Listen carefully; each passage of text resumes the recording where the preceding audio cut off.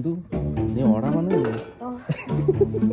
രാവിലെ നടക്കാൻ പോവാനായിട്ട് ഒറ്റയ്ക്ക് ബോറായോണ്ട് ഉറങ്ങിക്കിടന്ന നന്ദുവിനെ ചവിട്ടി എണീപ്പിച്ചിട്ട് നേരെ നമ്മൾ നടക്കാൻ വന്നു. പോകുന്ന വഴിക്ക് ക്രിക്കറ്റ് കളി കണ്ടപ്പോൾ കുറച്ചു നേരം അവിടെ നിന്ന് കണ്ടു. അത് കഴിഞ്ഞ ശേഷം കുറച്ചു നേരം ഇരുന്ന് കണ്ടു. പിന്നെ ഒരു ചായയും കൂടി കുടിച്ചോണ്ടിരുന്ന് കണ്ടു. നീ ഓടാൻ വന്നില്ലേ? കൊച്ചിയാണ് വിളിച്ച ചായ കളി കിടക്കണം. പിന്നെ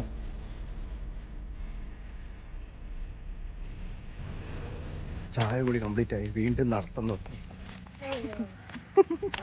ഞാൻ ഉറങ്ങിക്കൊണ്ടിരുന്നേ.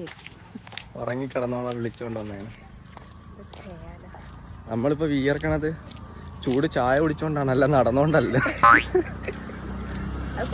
ഞാൻ നടന്നോണ്ടാണ് ഓ തന്നെ.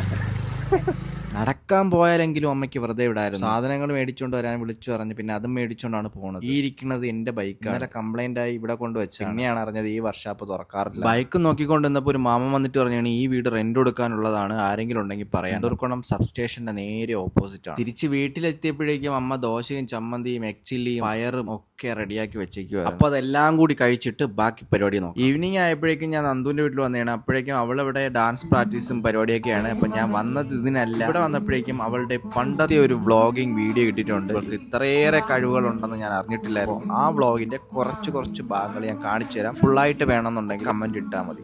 ഹായ് ഫ്രണ്ട്സ്, ഇന്നത്തെ കൃഷി ഗ്രാമത്തിലേക്ക് എല്ലാവർക്കും സ്വാഗതം. ഹാപ്പി ഓണം. ഓണമായിട്ട് ഞാൻ എൻ്റെ അച്ഛൻ്റെ അമ്മയുടെ വീട്ടിലാണ് നിൽക്കുന്നത്. ഇതാണ് നമ്മുടെ സോൺ. കണ്ടോ, നല്ല രസമല്ലേ?